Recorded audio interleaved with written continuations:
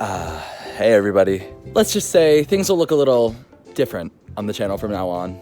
I've decided to trade in my simple suburban life for the taste of the high class. I might as well. After my first video got 37 views, YouTube's been paying me millions.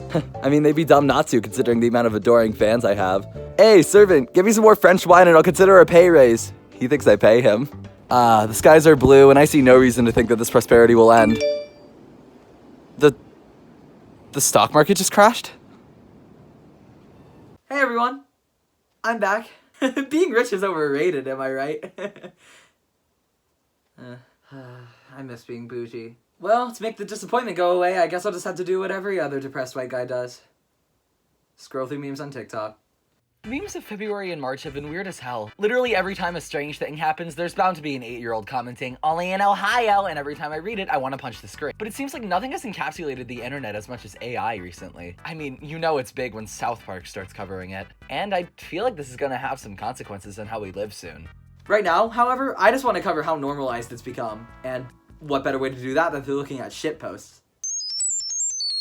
ChatGPT is probably the first thing you think of now when someone says AI. Launched on November 30th of last year, it currently has 13 million daily users and even more counts of plagiarism. I'm joking, of course, but it's so weird to think that the people who made the software didn't think it would get so big that students would use it to cheat. Actually, I've had many debates with my friend who keeps insisting that having ChatGPT rewrite his essay isn't cheating because he wrote the original? Yeah, literally everybody started shitting on him for that. Uncontroversially, bad takes aside, the AI itself is scarily powerful.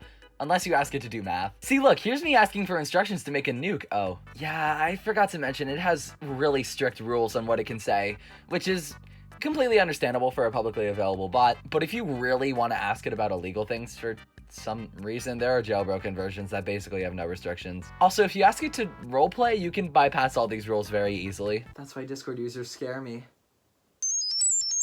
An even weirder and less useful example is the whole gaming presidents trend. When I found out the presidents aren't actually homies and don't get together to play Overwatch and comedically insult each other, I was devastated. March 8th was a rough day. I love hearing the fights between the politicians and their typical conversational roles. Biden is senile and mentally distant, Trump is egotistical, and Obama is level-headed, without fail. Sometimes we get cameos from Bush, Clinton. Basically, if they were a president in the last 30 years, they've been in a video. The voices they used, by the way, blew me away the first time I heard them. They are convincing! Last time I heard an AI voice before this, it was SpongeBob saying Kid Amogus, so my standards were below sea level.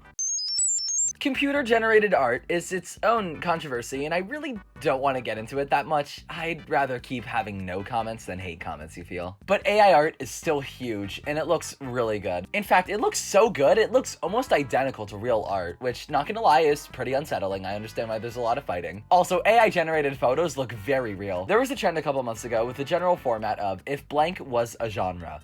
Like if Bob's Burgers was an 80s sitcom. People fed in that prompt to Midjourney AI, and the visuals look pretty real. Like, it looks as if it could have been an actual thing. The Dall-E AI, while not as realistic, is still worth mentioning. It almost feels like the easy access precursor to Midjourney. It was very popular throughout last year, and my friends and I would screw around on it a lot. I thought it would be interesting to display some cursed images my friend generated, compressed by Discord for your viewing pleasure.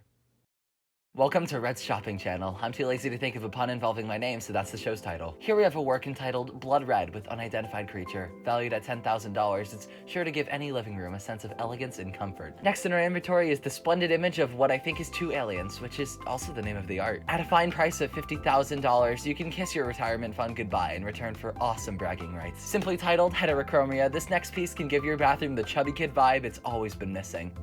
It's worth $5. We don't want it anymore. Please buy. And to cap off this wonderful selection, we have the piece Every Creepypasta Ever. For a small price of $7,516 plus tax, your abode will feel complete. Pay an extra $500 and we'll throw in white glowing pupils and hyper-realistic blood. Call the number on screen now, and thank you for tuning in as we move on to our next section. Ooh, I saved this one for last. Deepfaking has been here for a while compared to the other trends. I want to discuss this not because it's trendy, but because it carries new power. Recently, I saw a video uploaded a month ago with right-wing commentator Tucker Carlson repeating that Vaporeon copy pasta. But the thing is, despite being a shitpost, it looks scarily convincing. There are artifacts here and there around the mouth, of course, but if I didn't know better, I might have believed it. And that's the rub, isn't it? All this stuff in recent times has become more and more and more available to the public. Everyone from everywhere can use this technology, and there's a lot to unpack with that. Any 4chaner, I mean, any internet user can now just take a clip of a popular person, copy their voice, sync it to a deepfake, and have a chance of convincing people that they said something they never did. This is usually called social manipulation, and it's one of the biggest concerns with AI abuse. And as AI gets more powerful, public access to this manipulation could get serious. In a time when misinformation is already common enough, we really don't need more of it. Twitter is already an archive of people making stuff the fuck up. We shouldn't make it worse. Elon's already doing that. However, there is a valid counter-argument. It hasn't caused a lot of public upheaval yet. So far, it's just been used for memes and cheating. Okay, so basically, there are two stances based on a single axiom. Holy shit, did I just say axiom unironically? I'm so sorry. The fact is, AI has only caused a bit of misinformation. One side sees this as confirmation that it's safe, and the other sees it as a sign that things will get worse. With all this said, what's my opinion? Not that anyone really asked, but it's kind of a gray area right now. However, I think that right now, even with its dangerous potential, it's just kind of cool and fun. I find it pretty beautiful that literally anyone can go online and make a funny video with the tools given to them. When the normal memes outnumber the misleading content, I don't think there's too much of a problem yet.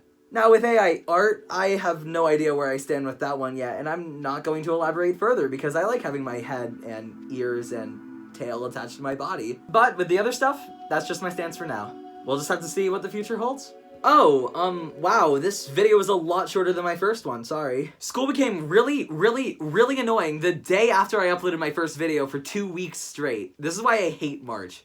Actually, wait, who am I apologizing to? I got that small channel Riz, I don't gotta listen to anybody. But actually though, for the next few weeks, I'm gonna try and upload regularly, so stick around for that. Anyways, I'm having trouble coming up with an outro. You know what that means.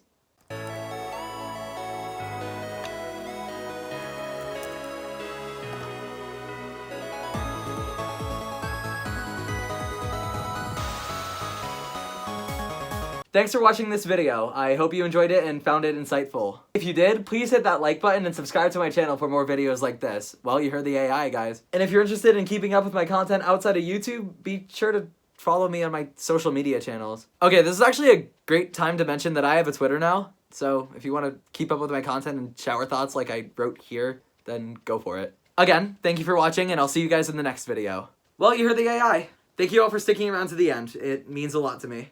See you guys later. Peace.